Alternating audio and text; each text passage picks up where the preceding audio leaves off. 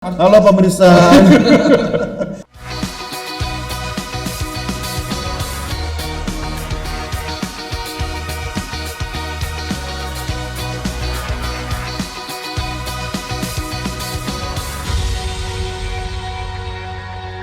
Ya, ketemu lagi para sahabat ceritakan.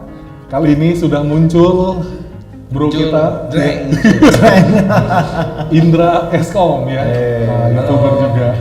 Nah, apa kabar bro? Luar biasa. Luar biasa. Biasa di luar. Gue itu biasa di luar. Iya, bro ini saya suka banget karena berenergi sekali. Ya, mau pagi, siang, malam, tengah malam tetap energinya seperti ini. Baterainya ini energizer ya. Yes. Minumnya bensin kan. Oke, kita masih lanjut lagi bersama Bro Doni. Kita ke segmen ini kita bicara tentang bagaimana berbicara di depan kamera. Ya, apalagi kan kalau Indra Eskom ini kan juga seorang YouTuber ya, pasti ngalamin. Ya nanti juga akan bisa kasih komentar juga. Iya, iya. Wah, ini berarti kompetitor nih sebelah gue nih. Jauh dong. Ya, Om ini udah muncul berbagai TV gitu kan. Berita satunya keren banget. Amin. Di mall-mall muncul itu. Kok nggak manggil? Di TV. Tapi sekarang itu eranya bukan kompetisi. Betul. Eranya kolaborasi. Iya. Bahkan di dunia broadcast atau media pun yang saya jalani ya kan, sebenarnya udah gak zaman itu yang namanya kompetisi. Nah, kalau mau berkompetisi, jadilah istilahnya act local, think global, ya kan? Ya, misalnya membuat media televisi yang segmented olahraga, ya kan? Kemudian media segmented kuliner, gitu kan? Karena orang sekarang cari konten. Orang udah nggak cari TV-nya apa, medianya apa, tapi konten. Kayak saya misalnya, udahlah saya lagi pengen cari misalnya salon mobil tertentu, misalnya apa itu coating, ya kan? Nano coating. Saya cuma ketik di YouTube itu kan, yang muncul dari channel siapa mah saya udah nggak peduli. Ketika kontennya ini saya butuhkan, ya saya tonton. Jadi nggak lihat rumahnya tapi lihat isinya ya? Isinya. Makanya ketika orang bertanya bagaimana cara membangun kekuatan sebuah media, ya perkuat di konten, ya kan? Dan media sekarang ini kan sudah medianya bukan lagi cuma radio, televisi, tapi sudah ada media digital, media online, kan? Kita ya fokus aja dengan media yang familiar dengan kita. Nah, saya sesekali memang bikin konten buat media sosial, Instagram, kan 1 menitan kan lumayan kan, tips-tips di bidang komunikasi, ya kan? Kalau mungkin bro berdua mau bikin konten tentang bisnis yang ditekuni bisa, atau di bidang kuliner, atau di bidang apa peralatan apa mesin-mesin memasak, apa istilahnya itu? F&B. Susah kali sih namanya. Biar keren aja. Makanya kan zaman sekarang. Nah itu salah satu strategi kan, karena unik jadi perlu diedukasi gitu kan. Bisa kok. Yang penting kalau tadi di segmen sebelumnya saya katakan kalau kita berbicara depan publik kan salah satu strategi adalah kita harus melakukan eye contact kan dengan audiens. Kita harus melakukan persiapan dan kita ada ikatan lah, ada bonding dengan audiens. Nah kalau kita membuat konten, misalnya di depan kamera, baik itu untuk acara televisi atau konten YouTube, kita harus tatap lensanya. Karena lensa kamera itu merepresentasikan penonton. Jadi jangan lensanya di situ, kita lihat ke yang lain. Hai guys, halo pemirsa. Itu input benar juga ya. Halo pemirsa. Nggak nyambung, karena orang akan merasa dihormati atau salah satu bentuk respect kita kepada audiens dengan menatap mereka. Ya, kan kalau kita ngobrol sama orang kan kita harus lihat dia kan, jangan kita lihat yang lain kan. Nah jadi sederhana kok. Nomor 1 kita harus lihat lensa. Kemudian yang kedua, konten itu ada durasinya. Jadi sebelum kita rekam, kita harus sudah tahu nih, ini buat media apa nih. Misalnya buat Instagram, oke saya mau bikin konten 1 menitan. Kalau sudah lewat 1 menit dia masuk IGTV kan? Nah nggak apa-apa. Tapi kalau saya misalnya pengen 1 menitan aja, jadi kita harus konsisten dan harus disiplin pada durasi. Terus yang kedua, oke ini buat YouTube. Berapa lama sih orang nonton YouTube selama-lama tangannya itu? Ya mungkin 7 menit, 8 menit gitu kan. Kalau udah kepanjangan, kita bagi segmen. Gitu kan. Nah, kalau sudah lebih 1 jam 2 jam, ya itu mungkin sudah live streaming kali ya. Iya. Nah, nanti dibagi-bagi, dipotong-potong. Nah, kita harus disiplin. Kenapa harus kita sesuaikan dengan medianya? Iya. Nah, jadi kalau 2 hal itu sudah kita lakukan, jangan lupa kita juga harus melakukan promosi untuk konten kita. Yes. Ya kan? Lintas media lah. Kita punya media sosial, kita punya Instagram, Twitter, Facebook, ya kan? Pakai nggak? Pakai. Pakai Instagram sih paling aktif. Oh, Facebook nggak? Enggak. Oh iya, milenial gitu. Facebook biasanya memang Jangan sudah. mainnya. Itu bukan mainan, bro. Itu media. Ngapain dimain-mainin? Itu berbagi informasi. Saya nggak main game doang tuh, login game dan poin. Oh iya, beda zaman sih kita ya. Betul. Kelihatan muda ya. Iya. Nah itu juga salah satu strategi, bro. Iya. Ketika kita mau mendistribusikan konten, kita harus lihat target audiens kita itu di segmen mana. Iya. Contoh, kalau misalnya kita ingin masuk ke Facebook, kan Facebook itu lebih usia mature ya, Betul. udah lebih matang dan dewasa, ya ini. Kalau matang dewasa. Iya, maksudnya udah laule gitu kan, Oke. bahasa Jermannya. Tua gitu. Tapi kalau kita mau membidik generasi milenial, Iya. menurut riset mereka lebih banyak menggunakan Instagram. Nah, jadi bahasanya harus bahasa Instagram. Betul. Jangan terlalu kaku, terlalu formal. Ya, kenapa pengguna Instagram itu menurut riset lebih banyak generasi muda, generasi milenial. Begitu. Jadi Tuh. kita sesuaikan. Kena banget tuh ya. Saya agak susah gitu untuk di Instagram pakai bahasa yang bahasa Instagram. Ya iyalah, Saya generasinya masih udah. ngomong, aduh gimana? Ya memang ketahuan kok generasinya. Saya masih muda loh. Ya, merasa muda sih boleh. Siap. Nah mungkin Mas Bro Indra Eskom nih sebagai YouTuber kan pasti mungkin ngalamin nih di depan kamera ya, ngerasain ketakutan atau kadang-kadang dakdikduk ya kan, atau ada pernah ngalamin masalah gimana, mungkin bisa ditanyakan nih pada Bro Doni. Om Doni. Wah, umur lagi. Dibales nih gue. Jadi gini loh, kelihatannya gampang ya. Iya. Lihat pas ngomong di depan kamera itu udah kayak ngomong sama banyak orang gitu kan. Tergesa aja itu susah loh.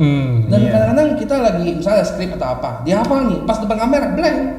Iya. Terus kadang-kadang suka, nih gue ngomong bener nggak ya, muka gue bagus nggak atau apa Iya. ya. Jadi pamer sendiri akhirnya hasilnya Iya. nggak maksimal. Itu tipsnya gimana ya? Iya. Om. Jadi begini anak, ya itu tadi yang gue katakan bahwa kita sering terjajah oleh pikiran kita sendiri kan. Yes. Tapi sebenarnya apa yang dialami bro kita ini, masalah-masalah itu membuktikan memerlukan orang-orang seperti saya. Ada ilmunya maksudnya. Betul. Dan semua bisa dipelajari. Betul. Saya juga bisa begini kena proses. Wah dulu juga kacau berantakan. Tapi proses belajar dan seterusnya, minimal kita ubah mindset dulu. Ya, karena kalau kita sudah dijajah oleh pikiran kita, pasti salah mulu, Blank pasti langsung. blank, pasti belepotan. Iya, iya. Kenapa? Takut salah, takut jelek. Kalau kita takut salah, yang kita ingat salah. Salah. Takut jelek, yang kita ingat jelek. Iya. Ganti. Semoga lancar, semoga bagus, semoga bener. Bisa bener, bagus, lancar nggak? Belum tentu, proses. Tapi kita fokus pada 3 hal positif itu. Yes. Nah, terus yang kedua, saran saya, jangan dihafalin deh. Tahap-tahap awal nggak apa-apa ya, 1-2 kali. Tapi yang berikutnya, dipahami. Kalau dihafalin, pas kita lupa di kata tertentu, dari situ ke belakang blank. Blank hilang. Ya, Yang penting dipahami, misalnya cara bikin nasi goreng yang enak itu seperti apa, ya kan? Oh, yang penting bahan bakunya, kemudian alat masaknya begini, prosesnya begini. Dah, nanti bahasanya mengalir seperti apa, kita latih diri kita. Tapi kalau kita hafal kata per kata, giliran kita sampai pada nasi, kemudian cabe, kita lupa belakangnya apa. Waduh, dari situ ke belakang sudah blank. Iya. Nah, ini semua perlu waktu dan proses. Satu-satunya cara yang bisa melatih kita tidak dengan menelan pil instan. Tidak ada pil instan telan langsung taram bisa pinter gitu, enggak. Tapi dengan menelan pil latihan. Oh berarti Om Doni itu kalau TV lancar kayak gitu, terus komunikasinya juga kayak nggak keputus-putus gitu. Latihan. semua bertahun-tahun. Iya, bertahun-tahun. Makanya gue dipanggil Om kan. Nggak, Biar dia kelihatannya- puas. Ya kali ini terima kasih saya kasih kepuasan gitu kan. Tapi saat saya nonton gitu kan kayak lancar itu dihafal, nggak dihafal lagi. Enggak, dipahami. Jadi Segitu memahami. banyak skrip dipahami. Ya kalau berita dibaca, tapi kalau talk show dipahami. Oh. Kalau naskah berita kan kita nggak bisa improvisasi. Ya kita Saya baca. jarang lihat naskah, lihatnya di mana? Ya ada teleprompter namanya. Oh. Nanti deh kapan-kapan gue ajak deh ke Oh studio. iya. Boleh tuh sekali-sekali kita ini ya apa namanya study tour. Ya, boleh. Ya Boleh. keren banget gitu kayak lancar. Saya pernah dicoba sama tim kan, Iya, pakai baca, baca contekan. gitu. Itu ngeliat sampai begini saya. Nggak ngerti maksudnya entah mungkin karena Oh enggak, itu faktor U. Oh, Faktor usaha yang kurang. ya. Iya. Kayak kita harus coba survei lihat buat kita coba Iya. pelajari. Iya, boleh. Iya, studi lapangan lah ya. Iya, Bro Doni ini memang pengalamannya sudah puluhan tahun ya. Teman-teman bisa lihat. Ini bahasa lain juga bilang gua tua. Bener, pengalaman bener. belum tentu tua. Iya. Tua belum tentu pengalaman. Setuju kalau itu setuju. Gue lebih suka dibilang pengalaman. Nah, betul. Oke. Ya, teman-teman bisa lihat videonya ada di segmen sebelumnya, bisa diklik di link di atas ya. Kita akan kembali lagi setelah ini dengan yang lebih seru lagi tentang berbicara di depan kamera. Stay tune. Jangan pula kita menyampaikan berita duka tapi kita telah meninggal dunia. Gitu kan.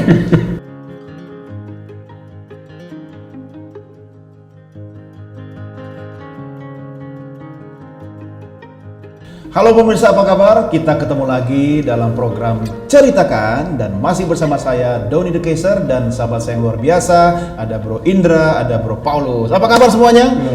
Luar biasa. Terima kasih sudah datang di show saya hari ini, gitu kan? Nah, jadi ini acara saya. Wah. Langsung mengintimidasi, mengakuisisi. Karena saya paling muda ya saya iya aja. Iya. Namanya juga ponakan. Nah, luar biasa. Nah, itu Bro Doni nih buka acara seperti itu ya. Ya mungkin tadi ya begitu mengintimidasi ya kan, walaupun tidak bau terasi.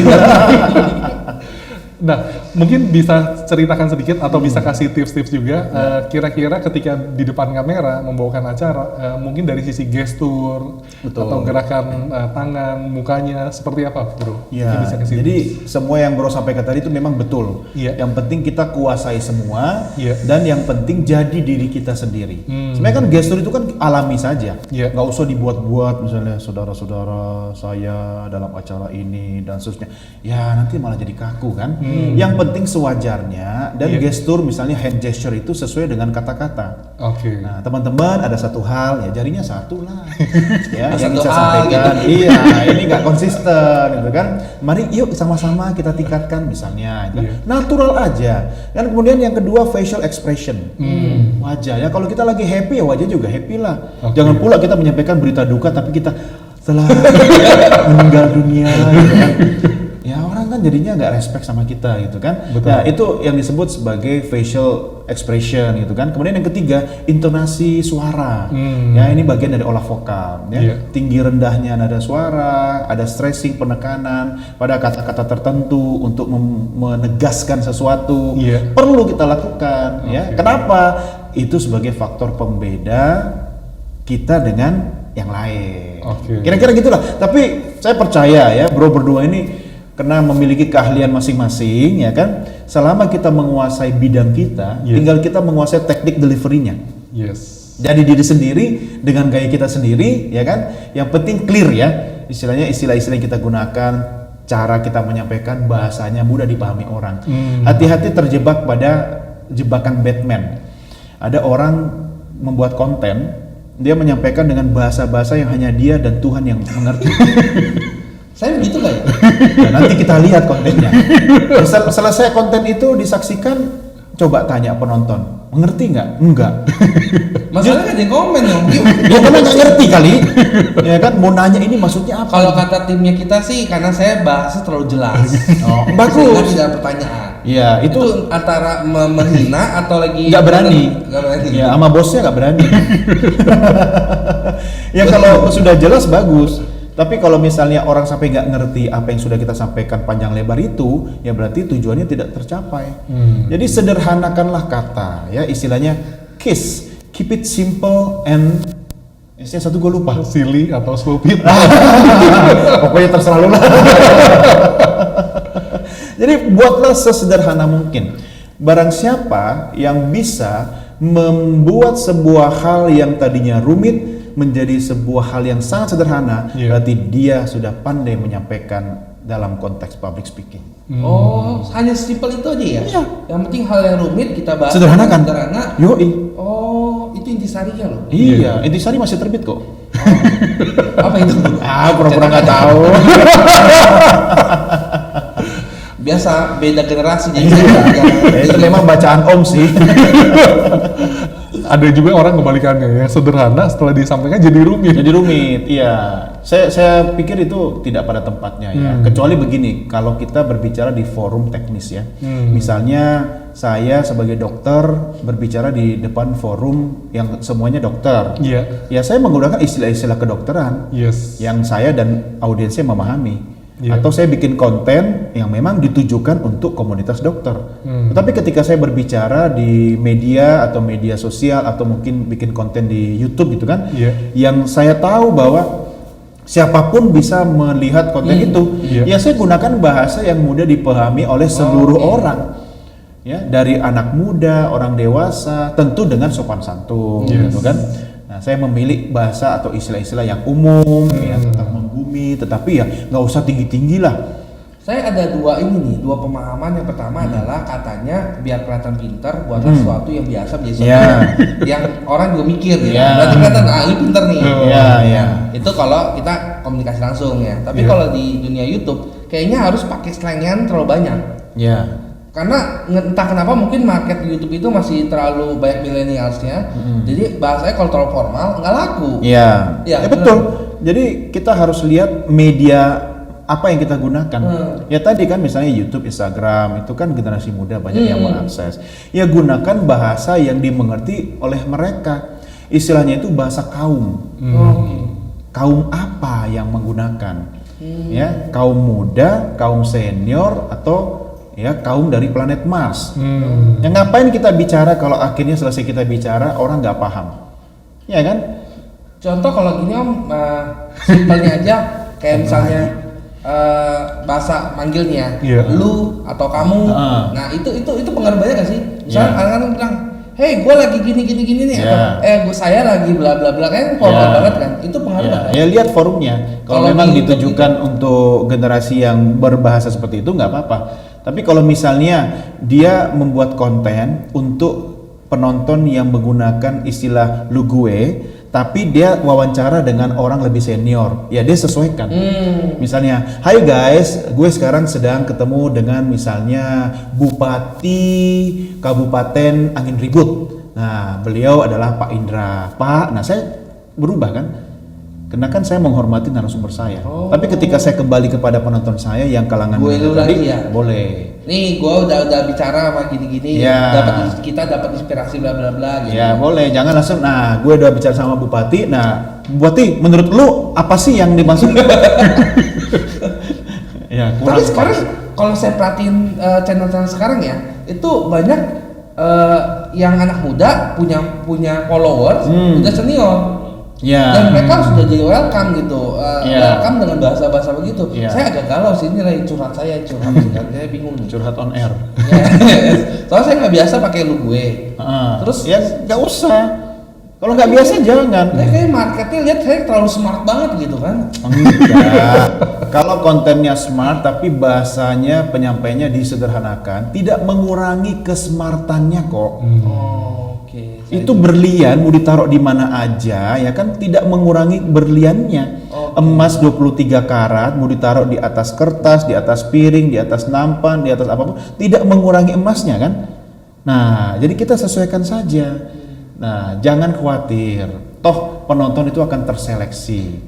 Akhirnya yang menjadi penonton kita adalah orang-orang yang memang bisa memahami dari tujuan kita membuat konten itu. Kalau yang tidak paham cuma sekedar hahaha ya kan ya nggak apa-apa. Tapi kan kalau saya pengennya yang nonton tips-tips saya kemudian memahami dan mempraktikkan. Ya kan? Tapi kalau nggak paham ya nggak apa-apa. Berarti kan bukan pasar saya. Betul. Ya, nanti ada segmen yang lain, ada konten yang lain yang mungkin bahasanya disesuaikan, ya kan? Kayak tadi saya ngomong dengan anak-anak TK kan bahasanya beda. Ya. Apa kabar adik-adik semua? Bagaimana sih caranya agar kita pandai berbicara? Kan beda kalau gua ngomong di depan misalnya karyawan korporat gitu kan. Nah, pemirsa, satu hal yang bisa membuat kita mampu menjalankan presentasi dengan baik yaitu dengan melakukan persiapan. Begitu kan? Beda ya auranya tuh. Ya, beda. iya. Ini berasa loh, ada aura apa gitu. Ada aura intimidatif ya. Oke. Dan itu semua bisa dipelajari. Yes. Nah mungkin sebagai penutup juga sekaligus menyimpulkan ada pertanyaan-pertanyaan juga dari teman-teman kita. Dia ngerasa, waduh, Bro Doni udah puluhan tahun nih, ya kan? Wah, saya belum pernah ngomong bahkan di depan kamera. Wah, saya belum pernah diundang nih di umum. Biasa ada teman-teman kita yang justru menolak kan ketika diajak. Nah, seberapa pentingkah public speaking zaman sekarang? Mungkin bisa disampaikan dan mungkin Bro bisa kasih nasihat, kasih masukan supaya teman-teman kita juga makin banyak lagi yang mau mengerti dan mau belajar tentang public speaking. Penting banget. Yes. Penting banget. Kalau ada pertanyaan, lebih penting konten atau delivery? Dua-duanya penting. Tapi kalau konten kita bagus, teknik penyampaian kita jelek, ya tidak maksimal kan? Betul. Apapun pekerjaan atau profesi kita harus menguasai ilmu berbicara. Karena kalau misalnya dia seorang ahli IT, tapi dia tidak mampu mengomunikasikan ilmunya ke publik, tidak maksimal. Nah, masalahnya sekarang banyak orang yang tidak tahu apa-apa tapi ngomongnya banyak. Ya kan? Nah, makanya dibutuhkan kecerdasan untuk memilah dan memilih informasi. Itu juga bagian dari public speaking. Betul. Karena menjadi pembicara yang baik adalah dimulai dengan menjadi pendengar yang baik. Karena Tuhan memberi kita satu mulut dan dua telinga. Artinya sebelum berbicara, mendengar lebih banyak. Dan itu salah satu cara untuk menjadi public speaker yang baik, Bro. Bukan banyak bicara, banyak mendengar. Agar apa? Agar kita berilmu. Karena apa yang kita ucapkan, apa yang keluar dari mulut kita mencerminkan isinya dari diri kita. Jadi itulah pentingnya ilmu ini. Dan saran saya, jangan pernah menolak kesempatan. Kalau dapat peluang untuk berbicara, tampil, nggak apa-apa yang namanya tampil pertama pasti tidak maksimal. Tapi selalu ada tampil pertama.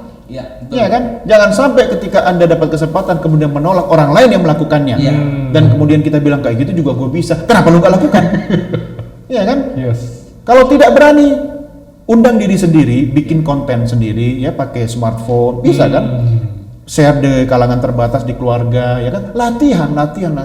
Saya bisa ngomong begini ini karena proses latihan. Dulu juga orang nggak lihat kan? Saya juga, aduh, ya sampai keringat dingin, ya tangan basah. Teman gue bilang, lu jantungan lu, malah grogi, nggak sadar gitu kan? Jadi itu sudah dialami. Dan satu-satunya cara adalah berlatih, tidak ada yang lain. Mungkin saya mau nanya, kan kebetulan saya sering diajak jadi pembicara tuh. Banyak, kadang-kadang tua, ada muda segala macam. Terus saya masih bingung sebenarnya. Saya ada belajar. Kalau bingung pegangan dong. Ini mau pegangan. Pohon. Terus saya udah nyari di beberapa referensi, tapi saya belum dapat feel gini. Mau belajar sama ahlinya. Kalau lagi ngomong di depan publik itu sebenarnya lebih banyak kita menyampaikan materi kita, atau mendingan kita biar terkesan pinter, kita banyak bertanya aja. Karena ada pembicara gini Om, kan Om Doni kan suka diundang juga. Gua nggak suka dipanggil Om berkali-kali. Dari sekian puluh kali manggil baru kali Om lah. Berarti suka. Iya, ini kan disiarkan. Gua harus sampaikan Cie. Nah, karena tadi ada salah satu teknik kita harus disiplin dengan waktu. Dan kebetulan waktu kita juga udah habis. Tapi tenang aja, karena Bro Doni ini sudah juga buka sekolah, Bro. Nah, oke.